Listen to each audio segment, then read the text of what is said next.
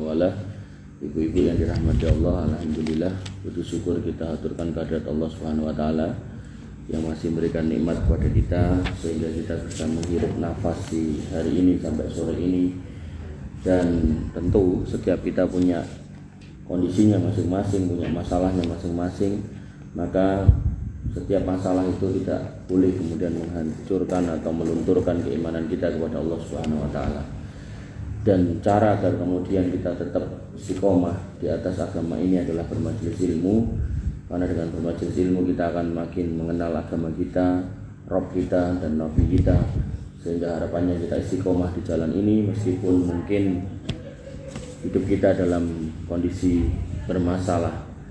Ibu-ibu yang dirahmati Allah Subhanahu wa taala, menurut flyernya kan membahas tentang Dajjal, tapi ini ada pertanyaan sampai numpuk, maka saya tak nyicil ini juga.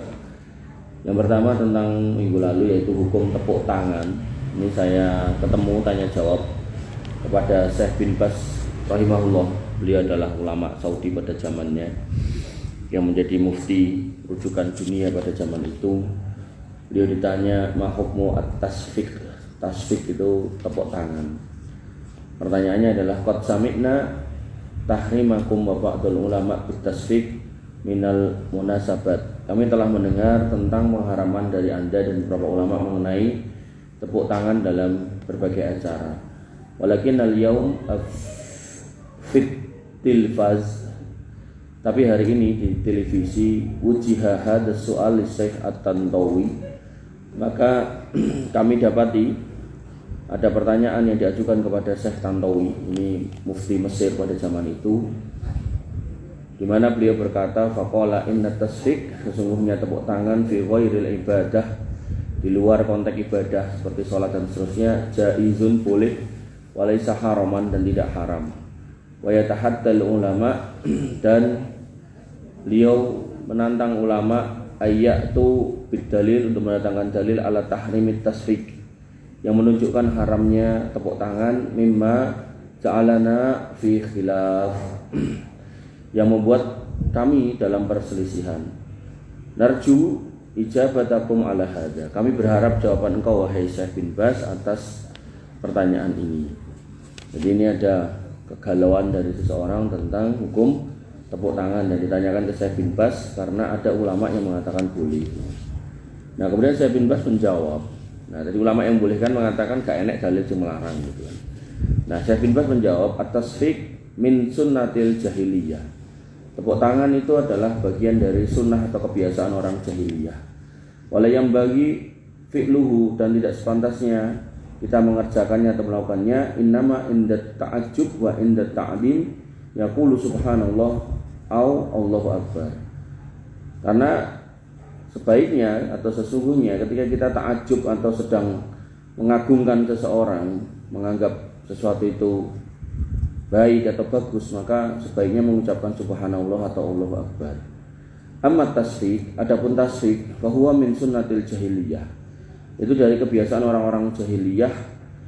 Qala Allah Ta'ala. Nah, jadi beliau mengutip dalil tentang ayat yang menunjukkan tidak baiknya tepuk tangan.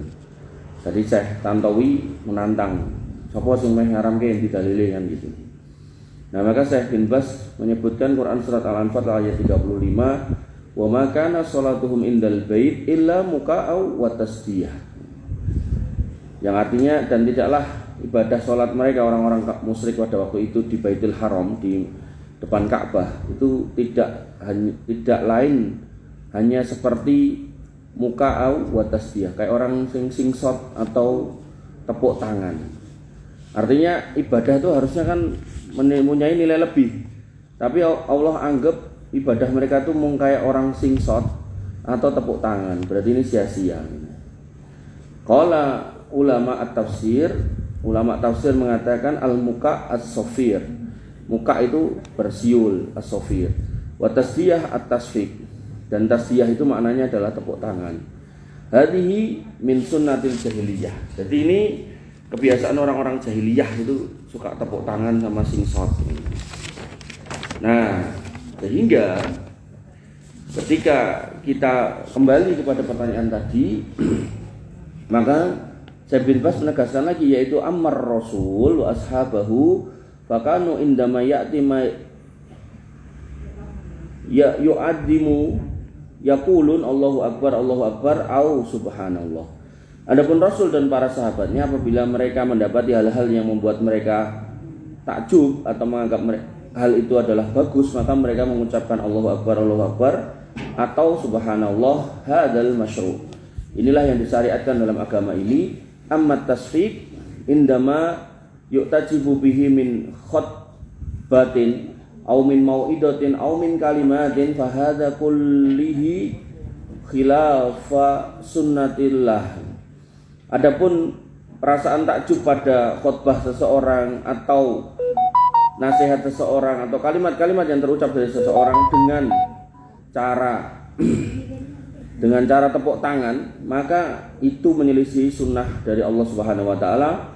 Masannahu Rasulullah sallallahu alaihi wasallam, yang enggak pernah dicontohkan Nabi sallallahu alaihi wasallam fil khutbi awil mawaidi yakunu inda takbir wa tasbih.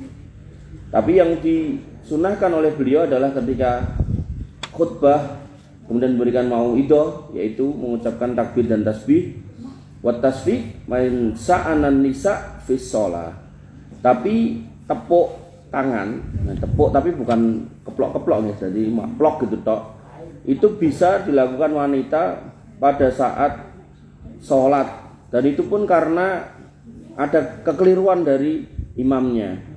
At-tasbih birijal, dan tasbih juga dilakukan oleh laki-laki ketika ada yang salah dalam sholat. Wat tasfiq lin nisa, dan tepuk itu untuk wanita.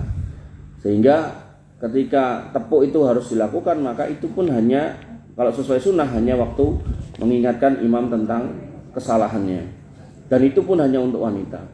Wat tasfiqu lin nisa fi shalah inna aradalahum aridun.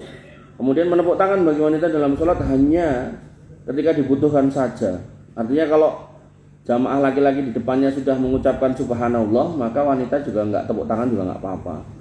Wa min sunnatil jahiliyah ya a'ma lahum wa khutbahum wa istima'atahum. Dan adapun sunnah jahiliyah, yaitu mereka melakukan tepuk itu setiap saat, baik perbuatan pada saat apapun, orasi dan pertemuan mereka selalu tepuk tangan. Jadi tepuk tangan dalam Islam itu ya cuman pas mengingatkan orang sholat. Wa idza kana Syekh Ali At-Tantawi, dan adapun apa yang kemudian diucapkan oleh Syekh Ali At-Tantawi, madzakartahu fa hadza ghaltun minhu. Bagaimana yang kau kabarkan tadi, maka itu adalah sebuah kekeliruan. Artinya enggak semua ulama itu omongannya mesti benar dan harus diikuti, mboten. Artinya perlu kita timbang. Wa Tantawi mislu ghairu, dan Tantawi juga seperti orang yang selainnya. Ma huwa maksumun, dia adalah manusia yang tidak maksum. Kullu wahidin yukhta'u wa yusibu. Kullu wahidin yukhti'u wa yusibu. Setiap orang bisa salah bisa benar. Kullu alimin yukhti'u wa yusibu. Bahkan ulama pun juga bisa salah bisa benar. Ma ahada yaslimu minal khata' illa rusul alaihi musallatu wassalam. Dan tidak ada manusia yang terbebas dari kesalahan kecuali para rasul alaihi musallatu wassalam. Humul ladzi asamahumullah minal khata'. Mereka ini adalah orang-orang yang dijaga Allah Subhanahu wa taala dari kesalahan. Fima yuballighuna anillahi min dinih. Bagaimana mereka menyampaikan agama ini dari sisi Allah Subhanahu wa taala, maka mereka harus dijaga dari kesalahan dan sampai salah. Amal alim, adapun seorang ulama, al-wahid min ahlil ilm, adalah salah seorang dari ahli ilmi, faqad yukhti'u wa yusifu ala hasabi ma yasarallahu lahu minal ilm. Maka bisa salah bisa benar sebagaimana ilmu yang Allah mudahkan baginya. Jadi ada kalanya ulama itu salah karena ilmunya belum nyampe. Tapi ada kalanya ulama itu memang senang di tempat-tempat yang salah. Makanya tergantung jenengan. Kalau jenengan mendapati satu ustadz atau ulama salah dielek, mau memperbaiki, ya monggo ngambil ilmu dari beliau. Tapi kalau ada dielek wegah rungokke, ya itu menurut saya tinggal aja. Misal ngapunten nggih, misal ketika ada seorang ustadz yang kemudian ngomong, "Bu, gandeng jenengan pun sepuh, Maka untuk meningkatkan gairah seksual jenengan boleh nonton film porno ya itu. Kalau ada ustadz kayak gitu jenengan elek kok tetap wegah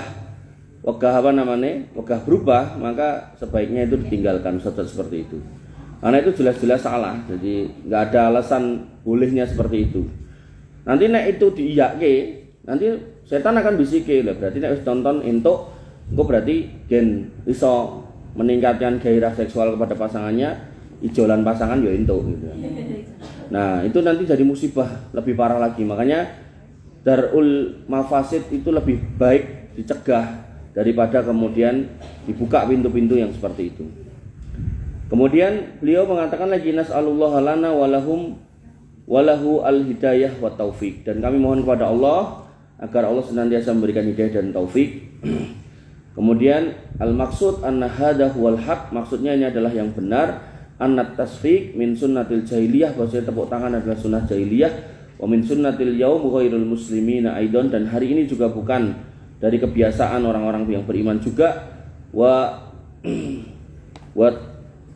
taba'uhum ghairahum, sehingga ini juga bisa mengikuti perbuatan-perbuatan orang di luar Islam. Fala yambagi lil akil al yughtarra bizalatil ulama, dan orang yang berakal hendaknya tidak terperdaya dengan ketergelinciran dan kekeliruan ulama. Artinya gini, jangan sampai ketika kita itu sudah tahu sebuah fatwa dari seorang ulama itu keliru, terus kita pokoknya aku melu deh, apapun yang diucapkan saya ikut. Contoh, teman saya itu pernah cerita, ada orang dari ormas A sama ormas B diskusi tentang hukum makan daging anjing. Ormas A kekeh, ustadku membolehkan, wong buktine ning Quran iki gak enek larangane. Bahasanya gitu. Sing Ustadz B kekeh kalau itu haram dengan argumen ini gitu. Maka dua orang ini enggak pernah ketemu jawaban benar dan salah, karena dua-duanya berpegang pada apa yang disampaikan oleh ustadznya. Dan enggak mungkin dua-duanya benar, mesti salah satunya salah gitu. Mesti salah satunya salah. Nah, sehingga ketika panjenengan udah ngerti mana yang benar mana yang salah, harusnya yang salah jenengan tinggalkan, dan tidak boleh taklid sama ulama di atas kesalahan. Artinya ulama itu mungkin salah, tapi kesalahan itu kalau jenengan bisa mengerti atau bisa paham, maka jangan sampai jenengan tetap melu ketika itu salah gitu. Sama halnya ketika ada orang ngomong pokoknya angger Habib wis pokoknya aku melu gitu. Mbok Habib nyemplung ning sumur aku ya melu gitu. Enggak boleh gitu kan. Orang tua juga demikian. Ketika orang tua salah ya kita ingatkan, jangan sampai kita ngikut gitu ketika mereka salah. Kemudian kata Syekh bin Baz lagi, kullu alimin lahu zallah. Setiap ulama ada potensi kesalahan, walayam bagi yughtarra bi zallatihi. Maka orang yang menuntut ilmu tidak boleh kemudian ikut hadir dalam kekeliruannya. Ini fatwa dari Syekh bin Baz, mufti Saudi Arabia pada zaman itu. Sehingga pelajarannya jangan sampai kita kemudian mengikuti kesalahan kalau memang ulama itu salah. Dan pertanyaan yang kedua, tapi yang naik anak ini sampai berapa ini? Sampai 3 setiap satu ini 2 lagi 6 gitu. Menjelang akhir tahun saya dapat kalender dari SMA non muslim. Bapak petugas bilang, "Bu jenengan tampi kalender saking SMA." Ini udah belum loh? Kita kok udah. Belum ya? Lalu saya jawab, matur nuwun. Kula mboten usah mawon. Ustaz, seumur saya tidak bohong. Saya tidak bohong, belum pernah miliki atau masang kalender non muslim di rumah. Artinya beliau tidak mau memasang kalender non muslim. Pertanyaannya, apa hukumnya orang Islam dengan terang-terangan berani masang kalender yang di situ ada gambarnya Yesus Kristus? Ya nggak boleh ya, haram ya. Jadi seorang sahabat Nabi SAW yang bernama Adi bin Hatim, ketika sudah masuk Islam, dia senang sama kalungnya yang emas dan ada mata salibnya. Kemudian Nabi SAW mengatakan, copoten berhala sing enek ning gulumu gitu. Kemudian Nabi SAW mengatakan atau membaca firman Allah Subhanahu wa taala pada Quran surat At-Taubah, yattahiduna min dunillahi arbabam min ittakhadu akhbarahum wa ruhbanahum arbabam min dunillah. Bahasanya orang-orang Yahudi dan Nasrani itu mengambil rahib-rahib dan pendeta-pendeta mereka sebagai rob-rob selain Allah Subhanahu wa taala. Nah, Adi bin Hatim ketika mendengar ayat itu protes, "Ya Rasul, kami dulu enggak pernah nyembah pendeta." Maka Nabi SAW kemudian mengatakan, "Bukankah ketika mereka pendeta-pendetamu itu menghalalkan yang haram dan mengharamkan yang halal kamu ngikut?" Artinya kamu enggak protes. Jadi ini nyambung sama yang tadi tepuk tangan tadi. Maka Adi bin Hatim mengatakan iya. Dan ini benar terjadi. Jadi di dalam Alkitab itu umpami ya, jangan bayangkan ini sebuah Alkitab. Misalnya Bu Ii bawa itu. Jangan duwe tuh Bu. Udah enggak duwe. Udah enggak punya. Jadi mau ini Alkitab, itu kalau dibuka dua itu ada perjanjian baru, perjanjian lama. Ngeten ya. Nah, ini perjanjian baru, ini perjanjian lama. Perjanjian baru itu isinya adalah Taurat dan Mazmur, Zabur. Perjanjian lama itu isinya adalah Injil itu sendiri. Ini digabung. Nah, di dalam perjanjian baru itu tertulis ayat bahwasanya Allah atau Rob Tuhan berfirman, Yesus berkata bahwasanya saya tidak datang untuk menghapus satu hukum pun dari Taurat di sini, bahkan satu titik pun enggak. Satu noktah pun di sini enggak. Nah, ketika dia mengatakan seperti itu, maka hukum-hukum di sini ini masih berlaku sampai hari kiamat kepada umat yang di sebelah sini. Nah, hukum-hukum yang di sini yang masih ada, yang bisa kita temukan itu yang pertama 10 perintah dan larangan Tuhan kepada Musa. Dilarang membunuh, dilarang berzina, mencuri, kemudian dilarang menyakiti orang lain. Itu masih ada di sini. Kemudian di situ juga ada larangan tentang enggak boleh makan babi, ada. Perintah untuk sunat ada. Kemudian ada juga perintah untuk nutup aurat, sampai dikatakan wanita yang tidak menutup kepalanya tidak boleh masuk rumah Allah gitu kan. Ada. Dan nek mau dipetani banyak sebenarnya. Termasuk larangan riba juga ada di sini. Nah, sebagian besar larangan yang di sini udah nggak ditulis di sini. Kenapa? Karena masih berlaku di sini, yang akan dipakai di sini dan masih berlaku. Nah, keberlakuan ini maka nggak perlu ditulis lagi. Makanya yang namanya Alkitab atau Bible itu dijadikan satu. Pendeta sekarang nih ditekoki kok makan babi, padahal ning kitabmu itu nggak boleh makan babi. Dia akan mengatakan kitab sing di perjanjian lama. Mereka akan mengatakan loh itu kan untuk orang-orang Yahudi bukan untuk kami. Padahal kalau mereka mau jujur, dalam Kristen itu ada namanya Kristen Advent. Kristen Advent itu masih mengharamkan apa yang ada di dalam perjanjian lama. Jadi mereka nggak mau makan babi, bahkan nggak mau makan beberapa binatang-binatang yang diharamkan di perjanjian lama. Ya, termasuk mereka juga melakukan ibadah itu kembali ke hari Sabat. Karena hakikatnya hari Ahad itu juga nggak ada dasar yang kuat itu. Termasuk mereka juga nggak Natalan di tanggal 25 Desember. Nah, maka berdasarkan dalil tadi yang saya sampaikan, bagaimana Nabi SAW itu memerintahkan Adi bin Hatim untuk mencopot salibnya, maka kalau salib yang emas wae kon nyopot, apa meneh mung tanggalan sing dari kertas yang enggak ada nilainya gitu, maka tidak diperbolehkan. Termasuk ketika panjenengan mau periksa ke rumah sakit non muslim, kemudian di kamar-kamarnya ada nomor niku salibe, minta untuk diturunkan. Nek wegah pindah rumah sakit. Tapi kalau boleh diturunkan, kayak di Dr. Unsul Baru itu nggak ada salibnya, dan nanti tiap hari itu nek sing Islam itu didatangi sama ustadz itu untuk didoakan.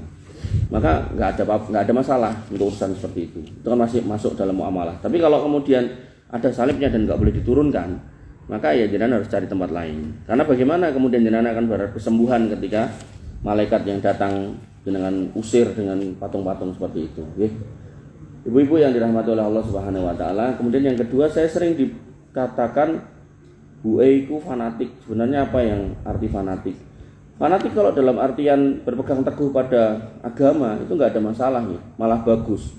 Karena yang namanya akidah di akhir zaman itu diibaratkan oleh sebagian ulama itu kayak megang mowo, gegemowo, panas gitu. Dan benar-benar itu terucap seperti ini, maka ini sebenarnya sesuai dengan apa yang dikatakan oleh Allah Subhanahu wa taala dalam Quran surat Al-Mutaffifin. Di Quran surat Al-Mutaffifin Allah berfirman, "Innalladzina ajramu kanu minalladzina amanu yadhakun." Orang-orang yang banyak melakukan dosa itu akan menertawakan orang-orang yang beriman. Wa idza marru bihim yataghamazun, kalau mereka lewat di depan orang-orang pendosa-pendosa itu, mereka saling melempar pandangan penghinaan itu. Kalau delokan kayak gitu. Kemudian wa idza qalabu ila ahlihim qalabu faqihin, kalau mereka pulang berkumpul dengan keluarganya yang non muslim tadi, mereka akan berpesta pora. Kemudian wa idza qalabu ila ahlihim qalabu faqihin wa idza marru bihim yataghamazun. Kemudian dikatakan lagi bahwasanya wa idza ra'awhum qalu inna haula illa dolun. Kok pas lagi pesta, lagi seneng-seneng jenengan lewat gitu kan. Mereka akan lihat dari jendelanya, dari pintunya, dari halamannya. Kayak wong sing ngomongnya mlebu surga ning ra ndek fanatik, fundamental gitu. Tapi Allah kemudian mengatakan apa? Fal yaumal ladzina amanu minal kuffari yadhakun. Ada harinya nanti giliran kita yang menertawakan mereka.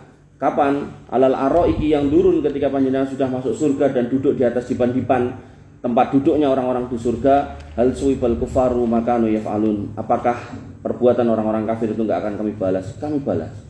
Maka ini yang harus kita pahami, ibu-ibu yang dirahmati oleh Allah Subhanahu wa taala, bahwasanya ketika panjenengan memang di atas kebenaran, jangan ragu untuk dipegang.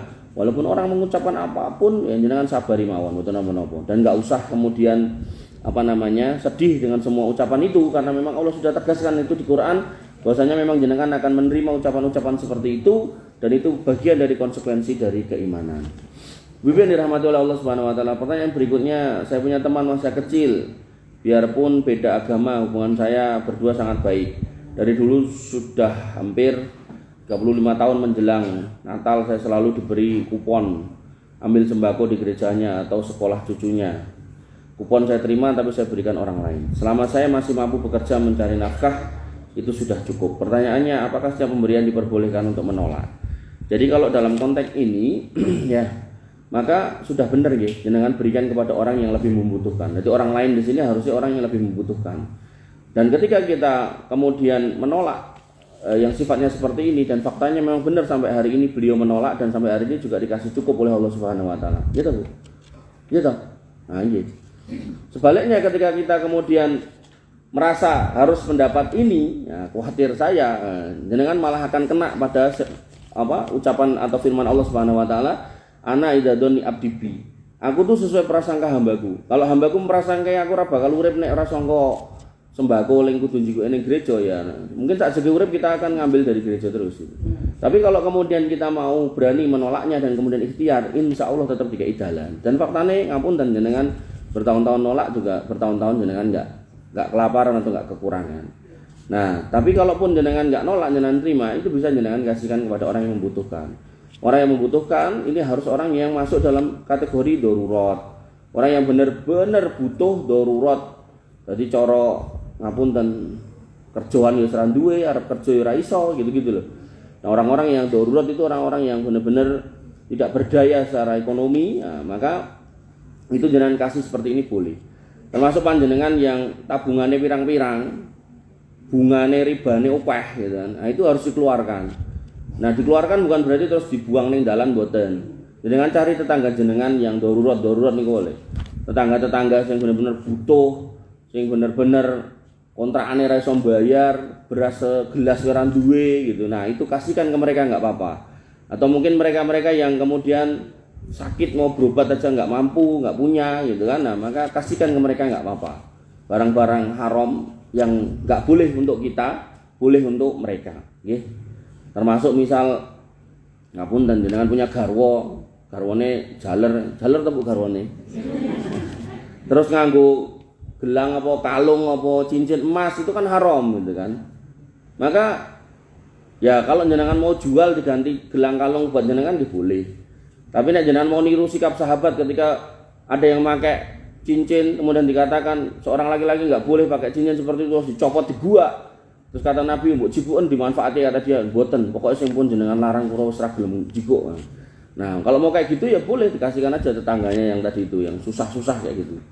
Dan tetangga yang terbaik gitu kan, tetangga yang terbaik itu yang paling dekat dengan rumah kita, tapi cara milihnya nggih ya ora sembarangan juga gitu kan. Kata Nabi SAW, la ta'kul ta'amaka ila taqiyun wa la tusahib ila mu'minan.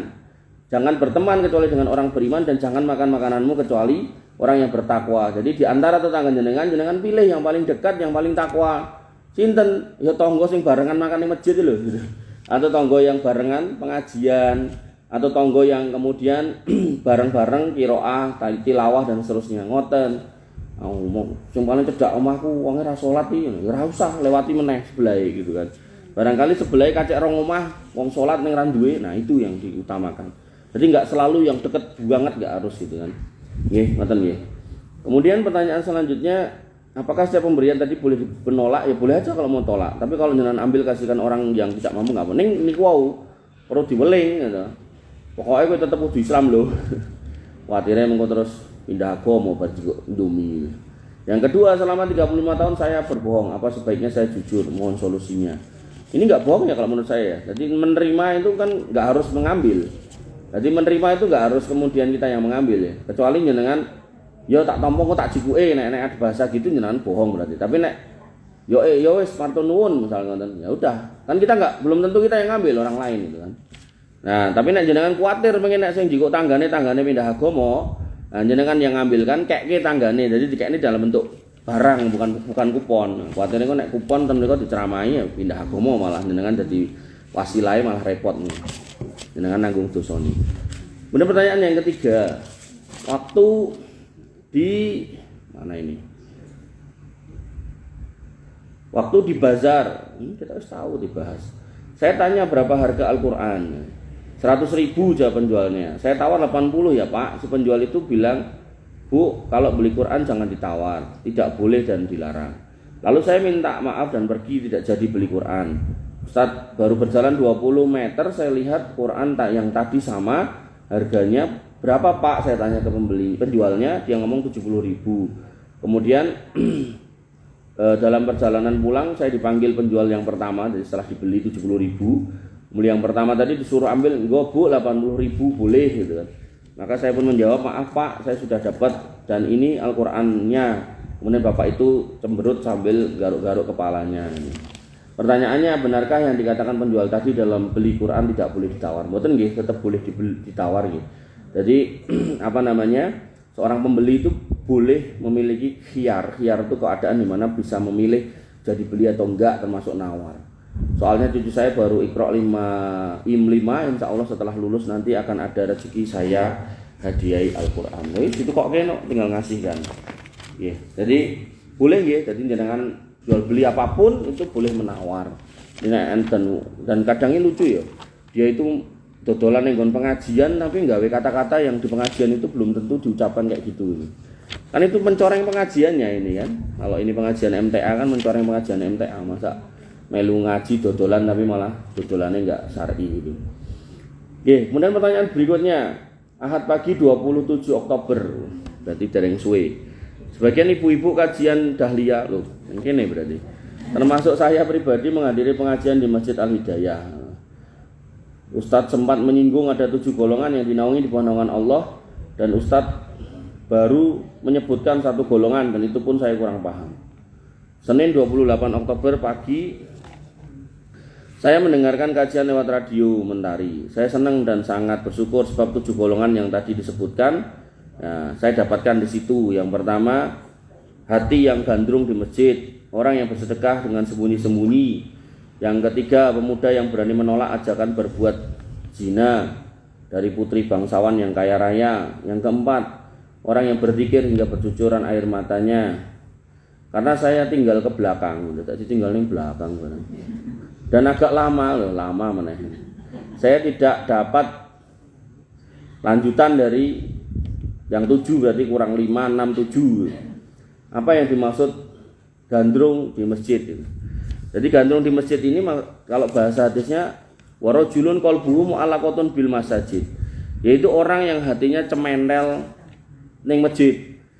Cemendel ning masjid itu bukan berarti jeroan jenengan digantung ning masjid mboten. Maksudnya jenengan itu dino-dino kelingan masjid yang paling dekat dengan jenengan, misal Mbak Sri Masjid Al-Huda gitu kan. Ora usah nggagas Masjid Zayed kadoan, Al-Huda mawon. Nah, kelingane piye? Oh, sesuk misal nggih Jumatan, Al-Huda kae wis resik urung yo. Mlipir dhewean nyapu, enggak apa-apa. Atau kemudian moro ning toilete disirami. Atau nek sakniki enten niku atau prostek niku disirami engko tinggal 5 menit gak diguyur gitu kan. Atau nek longgar ngosek dikosek gitu kan. Maka orang-orang yang seperti itu yang selalu gagas masjidnya wis siap urung, wis apik urung, wis penak urung, wis nyaman urung. Dan enggak harus selalu sifatnya fisik diperbaiki nggih. Artinya masjid yang sederhana, tua. Kalau nek pengajian ten Jageran niku enten Masjid Muslimin Jageran niku masjidnya tua itu. Ke tahun 85 nih mboten klendun niku. Kulo nate tanglet. Tapi menurut saya nyaman di situ, enak gitu. Nah, maka orang-orang yang hatinya terpaut di masjid, kalau di rumah ya masjid yang dekat rumah, kalau kemudian di jalan iku ya selalu ngelekke garwane nek nyopir nika, Pak leren sik ning masjid salat yo. Nah, ora nek keblek Pak ning masjid sik aku meh ngising. Alah. Ngosok masjid iki kaya ngono ya. Nek urusan ngoten niku ning pom bensin mawon. Pak ning masjid sik yo aku urung salat iki saya salat sik gitu. Atau nek misal garwane saya yo leren ning masjid ra apa-apa. Nah, maka hal-hal seperti ini nggih, ketika masjid itu dijadikan rumah kedua selain rumah tinggal jenengan, maka insya Allah jenengan termasuk di situ. Kemudian 7 golongan tersebut dinaungi Allah saat di mana? Nah, saat di mana menarik nih. Jadi ketika orang itu meninggal masuk kuburan, itu disebut dengan alam barzah. Kemudian dari alam barzah itu kemudian digugah masuk ke padang mahsyar. Di padang mahsyar mereka ngumpul ngantri untuk disidang satu-satu. Karena jumlah manusia itu dari awal sampai akhir itu miliaran orang, tentu walaupun hisab tiap orang itu cepat, hisab yasiro itu, kecuali orang-orang tertentu itu hisabnya detail, detail, cilik-cilik dihitung, maka tetap ada proses ngantri. Nah, dalam kondisi ngantri itu didekatkanlah matahari 1 mil panas. Maka ada orang yang tenggelam dengan keringatnya, ada orang yang tenggelam dengan keringatnya sampai lutut, ada yang sampai dada, ada yang sampai mata kaki gitu kan. Nah, kondisi seperti itu sejak digugah di kuburan itu nggak dikasih minum, pas bangun ngantri ya nggak dikasih minum, pas di sidang nggak dikasih minum. Maka tahapan setelah hisab dan mizan, setelah dihitung dan kemudian ditimbang, maka setelahnya adalah haud, telaga. Nah, di telaga itulah kemudian panjenengan akan mendatangi nabi-nabi jenengan, dan telaga itu adalah kayak danau, telaga ngoten, yang airnya itu bersumber dari sungai di surga. Nah, untuk orang-orang Islam itu sebagian ulama menyebut ya sebagai telaga Al-Kautsar karena sungai ini namanya sungai Al-Kautsar. Makanya di dalam Al-Qur'an disebutkan inna atainaka al-kautsar. Kami kasih kamu wahai Muhammad Al-Kautsar. Nah, fasholli li rabbika wanhar, maka salatlah kamu untuk Tuhanmu dan berkurbanlah. Nah, salat itu perwakilan untuk ibadah yang enggak pakai biaya, salat, poso gitu kan. Nah kan yo dadak buka nganggo biaya, tapi kan secara umum mboten ngoten lho, nek jenengan wegah masak jenengan masjid yo tetep enak sing ngekeki to gitu. Nah, tapi beden kalau haji, umroh, kurban itu berbiaya, makanya di situ wanhar. Wanhar itu berbiaya karena enggak mungkin jenengan boleh wedhus tanggane nek ora dibayar sik kan gitu kan. Kalaupun jenengan lakukan ngoten niku itu namanya kan nyuri juga enggak boleh juga, enggak sah juga itu. Maka ketika sebelum di Al-Kautsar itu orang udah kehausan sedemikian rupa. Nah, orang-orang yang tadi itu 7 golongan itu yang nanti dikasih naungan. Sebagian ulama berpendapat naungannya adalah arsnya Allah itu nggo nutupi dari panasnya matahari. Nah, payung jenengan sing mereke apapun, larange kaya ngapapun ora guna pada hari itu. Karena semua kita pada hari itu dibangkitkan dengan telanjang kaki dan telanjang dada, telanjang badan. Nah, kemudian Ibunda Aisyah sempat bertanya kepada Nabi SAW, "Lah gimana dengan aurat ini?" Kata Nabi, orang enggak akan gagas urusan aurat orang lain karena setiap orang itu gagas urusannya dewe-dewe. Sampai seorang anak itu enggak peduli sama ibu dan bapaknya. Sampai seorang teman itu enggak peduli dengan temannya. Wa ummihi wa abi wa sahibatihi wa bani. Bahkan orang tua juga enggak peduli sama anaknya gitu. Kenapa? Karena mereka sibuk ngurusi urusannya dewe-dewe. Sampai kapan? Sampai wis genah panggonane. Ketika kemudian sudah di telaga, munggah ten sirat selamat, masuk kontoroh selamat, gedok pintu surga. Pertama kali Nabi SAW jenengan mlebu ten surga. Nah, begitu ten surga lagi ditekoi. Sri, kowe meh ngejak sapa mrene? Nah, mrene itu berarti orangnya enggak di surga, nyemplung ten neraka. Itu yang kemudian diselamatkan oleh syafaat orang-orang yang sudah masuk surga. Disitulah jenengan lagi mikir, oh aku mbiyen duwe anak, aku mbiyen duwe kanca, aku mbiyen duwe bojo. Nah itu baru jenengan mikir situ. Lah nek misal garwane misal kok ya padha-padha mlebu surga, nah, ya wis ditempukke dan kemudian dinikahkan di sana bareng-bareng masuk surga bareng. Kan enten to kadang sing setri solihah, sing lanang tukang mendem kan sok enten ngoten niku to. Nah, itu enggak otomatis terselamatkan. Jadi nggih tetep dicemplungke enten neraka. Nah, mungkin garwane niki jek sayang wis. Kadang-kadang enten ngoten niku to. Lanangane koyo ngopo tetep pokoke aku cinta Mas kowe ini. Nah, maka dia kemudian meminta untuk diselamatkan, menyelamatkan suaminya itu tadi. Nah, 7 golongan tersebut dinaungi Allah di mana? Tadi nggih, tadi pas ngantri tadi dinaungi. Sehingga mboten kepanasan.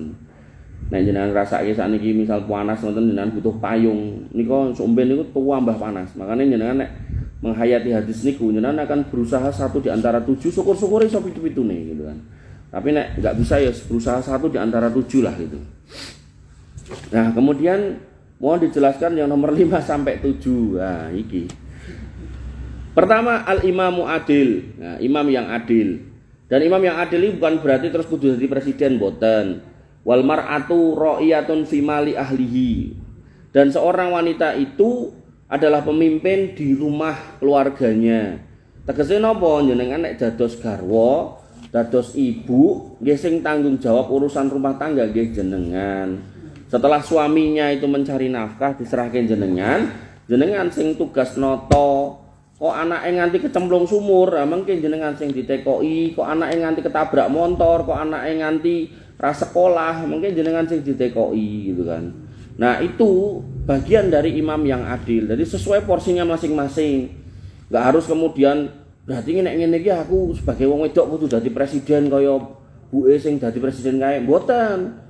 Sak madya mawon jenengan sebagai apa? Sebagai ibu jadilah ibu yang baik, pimpinlah anak-anak itu di jalan yang baik. Sebagai istri jadilah istri yang baik, pimpinlah atau bangunlah rumah tangga itu menjadi rumah tangga yang baik.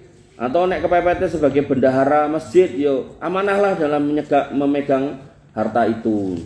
Al imamu adil. Kemudian yang kedua, yang belum disebut di sini nggih.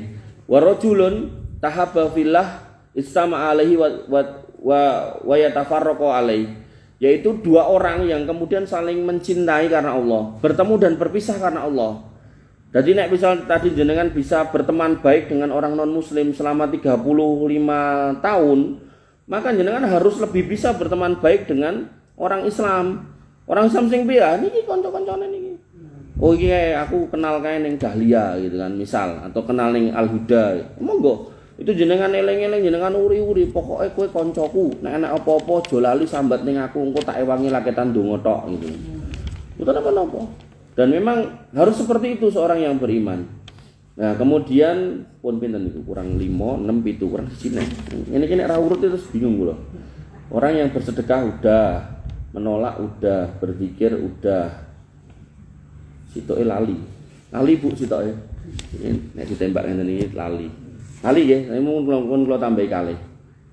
Hati yang gandrung di masjid, orang yang bersedekah dengan sembunyi-sembunyi, menolak ajakan berbuat mesum. Ya lali, kapan-kapan nanti kita bahas. Kemudian yang kedua, masih dalam kajian tersebut, Ustadz bilang ada 2 masjid. Satu masjid tersebut didirikan atas dasar kubah, apa nih? Maka orang-orang Muslim di larang keras sholat selamanya di masjid tersebut. Kok kubah? Atas dasar apa ini? Bukan kubah ini. Atas dasar perpecahan. Jadi dulu ketika Nabi SAW membangun masjid yang sekarang itu Masjid Nabawi, nah itu orang-orang munafik bikin masjid yang kedua.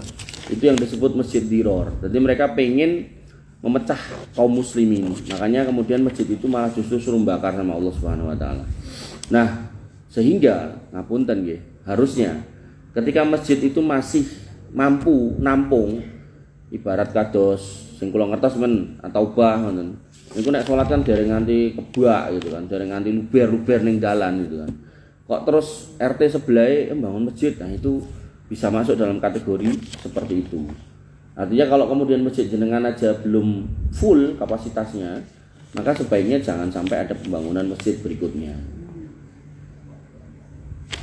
Itu pertanyaannya apa ini?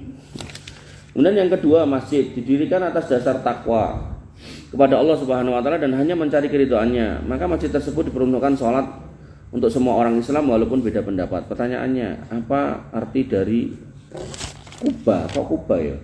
Nek Masjid Kuba ini kok enten, tapi bukan istilah. Masjid Kuba itu nama. Masjid Kuba sampai hari ini masih ada. Ya, jadi Masjid Kuba mboten sing disebut yang pertama tadi bukan Masjid Kuba. Masjid pertama yang dibangun itu Masjid Kuba, ya. Kemudian Masjid Nabawi. Nah, setelahnya ada orang yang mau bangun masjid berikutnya. Nah, disitulah kemudian Allah perintahkan untuk membakar masjid itu, dirobohkan. Kemudian yang ke pertanyaan berikutnya, apa arti Kuba? Nah, kalau mboten mudeng ya Kuba niku napa? Kemudian masjid yang didirikan orang-orang munafik, Kuba ini ketinggalan daerah ten mriku. Kemudian masjid yang didirikan oleh orang-orang munafik, kenapa tidak diperbolehkan untuk sholat selamanya? Ya, karena tadi itu memecah belah kaum muslimin. Uraian di atas ada di Quran surat apa? Nah, ini saya nggak hafal, nanti tak carinya tentang masjid.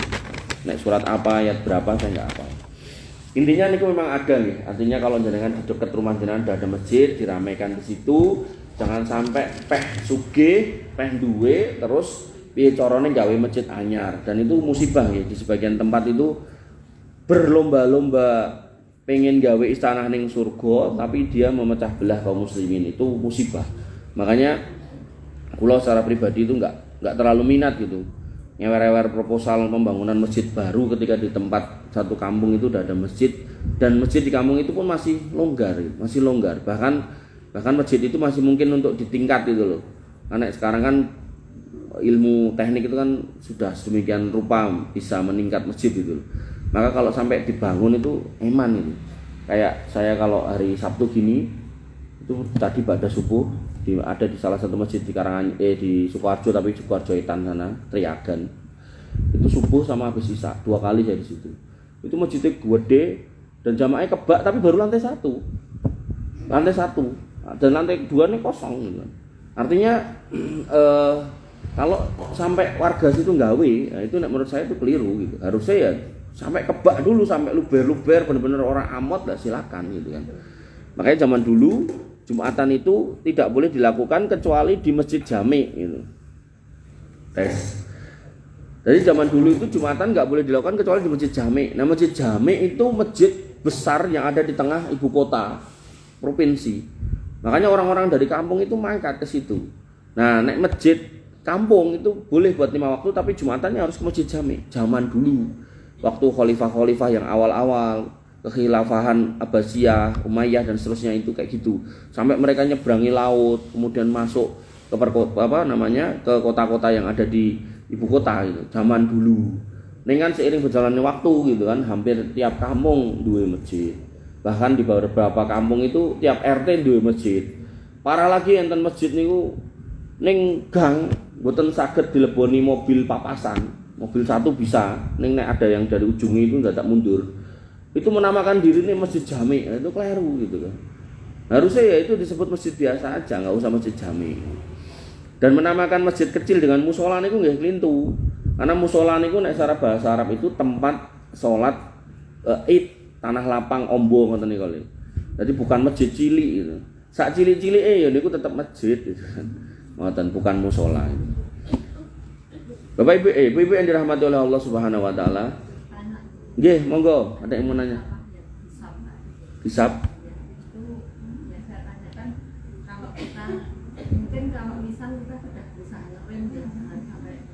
Tapi kalau pertama kita lihat itu kan dalam hati itu ada kata batin. Nah, itu dihisab enggak ya? Ya, semua yang kita pikirkan tentang orang lain, nah itu disebut dzon, prasangka. Nah, wis terucap itu bisa bermakna tuduhan gitu kan. Makanya di dalam Islam tuh ada dzon, kemudian ada ghibah gitu kan. Nabi SAW pernah bertanya kepada para sahabat tentang ghibah. Atadruna mal ghibah? Tahu nggak kamu apa itu ghibah gitu kan? Nah, para sahabat sebagian menjawab para sahabat mengatakan qalu Allah wa rasuluhu a'lam gitu kan. Allah dan Rasulnya yang tahu. Kemudian Nabi SAW mengatakan bahwasanya ghibah itu sahabat mengatakan dikruka akhoka bima yukrahu. Bahwasanya engkau menyebut-nyebut saudaramu, menceritakan tentang saudaramu, berarti udah terucap tuh. tentang sesuatu yang dibencinya, kata Nabi SAW. Jadi cerita ning barang sing dia kalau nek denger itu dia nggak seneng gitu. Nah itulah hibah, kata Nabi SAW. Nah tapi kalau yang diucapkan itu nggak bener, nah kata Nabi faqad bahat tahu. Wa illam yakun fihi, kalau itu nggak ada pada saudaramu, faqad bahat tahu. Kamu sudah berdusta atas nama dia. Tampangane ngeten, ngapunten, misal Mbak Sri niki mlakune pun mboten jejeg rada dengklang gitu. Kowe ngerti ora Mbak Sri, saiki mlakune wis ora kaya mbiyen. Anggur mlaku wis suwi kayak dengklang ngono kae gitu kan. Itu bener sebenarnya. Ning beliau nek krungu ora seneng. Nah, enggak seneng atas cerita yang bener itu namanya gibah. Tapi nek enggak dengklang diomongke dengklang, nah itu dusta namanya. Niku yang terucap. Nah, adapun yang di batin, nah Allah Subhanahu wa taala mengatakan ya ayyuhalladzina amanu stanibu katsiran minadh-dhoni inna ba'dadh-dhoni ismu. Nah, wahai orang-orang yang beriman, jauhilah dari kalian prasangka, don gitu. Karena yang namanya don itu kebanyakannya ismun. Ismun itu dosa besar gitu kan. Dosa besar. Karena nek wis berprasangka itu biasanya dia belum punya dasar gitu. Nek punya dasar dan itu benar, itu jadi gibah tadi kalau orangnya enggak senang gitu. Makanya ketika panjenengan memahami tentang sifat godaan syaiton, inna kaida syaiton kana dhaifa, maka ketika panjenengan ngerti gibah itu jelek, ngerti ngerasani atau berprasangka itu jelek gitu kan, maka yang harus jenengan lakukan ketika itu muncul ya banyak-banyak ucap ta'awud, a'udzubillahi minasyaitonir rajim, dan itu diucapkan sesering mungkin agar setan yang memberikan atau menghembuskan waswas itu bisa pergi gitu. Tapi nek jenengan diem aja gitu kan, nah itu biasanya malah pikirannya itu tambah karu-karuan gitu. Apalagi kalau kemudian ada sing buboni, nah itu tambah parah gitu kan. Maka kalau kita lihat banyak orang yang berawal dari prasangka kemudian jadi rasan-rasan, akhirnya muncul permusuhan dan kemudian lahirlah kedoliman bahkan sampai pada tingkat pembunuhan. Nah hal-hal seperti ini yang memang diinginkan syaitan, dimulai dari don, kemudian dilanjutkan dengan hibah, dilanjutkan dan seterusnya sampai kedoliman yang lebih gede. Dan ini harus kita hati-hati, jangan sampai kemudian kita tergelincir di situ. Setan ini pokoknya sabar, jadi nggak langsung kemudian pateni kae mboten, alon-alon sih, dibumboni terus sampai akhirnya muncul kebencian. Makanya jenengan akan dapati orang yang berawal dari mulut itu kemudian bisa bermusuhan berpuluh-puluh tahun gitu kan. Bahkan itu kakak beradik, kadang anak karo wong tuane. Nah hal-hal seperti ini nih harus kemudian dicegah. Nggih. Bibi yang dirahmati oleh Allah Subhanahu wa taala, itu terkait dengan pertanyaan Bu Tanti. Ada lagi yang mau nanya? Ya ada. Masih 7 menit. Kita tutup dengan doa nggih. Panjenengan aminkan, mudah-mudahan sore hari ini panjenengan mendapatkan keberkahan yang banyak dari Allah Subhanahu wa taala. Bismillahirrahmanirrahim. Alhamdulillahirabbil alamin, hamdan syakirin hamdan naimin, hamdan yuafi ni'amahu wa yukafi mazidah. Ya Rabbana lakal hamdu kama yanbaghi li jalalika wa adhimi sultanik. Rabbana lakal hamdu anta nurus samawati wal ardi wa man fina wa lakal hamd. La ilaha illa anta subhanaka inna kunna minadh dhalimin wa illam taghfir lana wa tarhamna lanakunanna minal khasirin. Allahumma ighfir lil muslimina wal muslimat wal mu'minina wal mu'minat al ahya'i minhum wal amwat innaka sami'un qaribun mujibud da'wat wa ya qadiyal hajat. Rabbana dhalamna anfusana wa illam taghfir lana wa tarhamna lanakunanna minal khasirin. Rabbana ighfir lana dzunubana wal ikhwanina alladziina sabaquna bil iman wa la taj'al fi qulubina ghillan lil ladziina amanu rabbana innaka ra'ufur rahim. Rabbana ighfir lana dzunubana wa liwalidina warhamhum kama rabbawna shighara. Allahumma ighfir lahum warhamhum wa'afihim wa'fu anhum wa akrim nuzulahum wa wasi' madkhalahum warsilhum bil ma'i wasalji wal barad. Allahumma taqabbal minna siyamana wa qiyamana wa ruku'ana wa sujudana wa takhassu'ana wa tadarru'ana. La ilaha illa anta subhanaka inna kunna minadh dhalimin wa illam taghfir lana wa tarhamna lanakunanna minal khasirin. Allahumma inna nas'aluka al-huda wat tuqa wal 'afafa wal ghina. Allahumma inna nas'aluka al-huda wat tuqa wal 'afafa wal ghina. Rabbana hab lana min azwajina wa dhurriyyatina qurrata a'yun waj'alna lil muttaqina imama. Allahumma ja'alna muqimina shalah min dhurriyyatina rabbana wa taqabbal du'a. Allahumma ij'al hadzal baladan aminan mutma'innan warzuq ahlahu minas samarati waj'alna wa banina an na'budal asnam اللهم آمنا في أوطاننا وأصلح أئمتنا وولاة أمورنا اللهم أصلح أولادنا وأصلح أزواجنا وأصلح أصدقاءنا وإخواننا وأخواتنا وأمهاتنا وآباءنا وأصلح أئمتنا يا أرحم الراحمين ارحمنا فاغفر لنا ما قدمنا وما أخرنا وما أعلنا وما أسررنا وما أنت أعلم به منا لا إله إلا أنت سبحانك إنا كنا من الظالمين وإن لم تغفر لنا وترحمنا لنكونن من الخاسرين اللهم إنا نسألك الجنة وما قرب إليها من قول وعمل ونعوذ بك من النار وما قرب إليها من قول وعمل اللهم اشف مرضانا واقض ديوننا اللهم اكفنا بحلالك عن حرامك وأغننا بفضلك عمن سواك يا غني يا حميد اللهم إنا نعوذ بك من فتنة المحيا والممات ونعوذ بك من الدين وغلبة الدين ونعوذ بك من فتنة المسيح الدجال ونعوذ بك من فتنة القبر وعذاب القبر ونعوذ بك من عذاب جهنم ونعوذ بك من سوء الأخلاق ونسألك حسن الأخلاق ونعوذ بك من سوء الخاتمة ويا خير الرازقين اللهم ارزقنا حسن الخاتمة اللهم ارزقنا حسن الخاتمة اللهم ارزقنا حسن الخاتمة ربنا أرنا الحق حقا وارزقنا اتباعه وأرنا الباطل باطلا وارزقنا اجتنابه اللهم اهدنا صراط المستقيم صراط الذين أنعمت عليهم غير المغضوب عليهم ولا الضالين آمين اللهم يا مقلب القلوب ثبت قلوبنا على دينك ويا مصرف القلوب صرف قلوبنا إلى طاعتك ربنا آتنا من لدنك رحمة وهيئ لنا من أمرنا رشدا ربنا آتنا ما وعدتنا على رسلك ولا تخزنا يوم القيامة إنك أنت السميع الدعاء إنك لا تخلف الميعاد ربنا آتنا في الدنيا حسنة وفي الآخرة حسنة وقنا عذاب النار وقنا عذاب النار وقنا عذاب النار وقنا عذاب النار وآخر دعوانا أن الحمد لله رب العالمين وصلى الله على نبينا محمد وعلى آله وصحبه وسلم أجمعين. Akhirul kalam, subhanakallahumma bihamdika asyhadu an la ilaha illa anta astaghfiruka wa atubu ilaik. Assalamualaikum warahmatullahi wabarakatuh.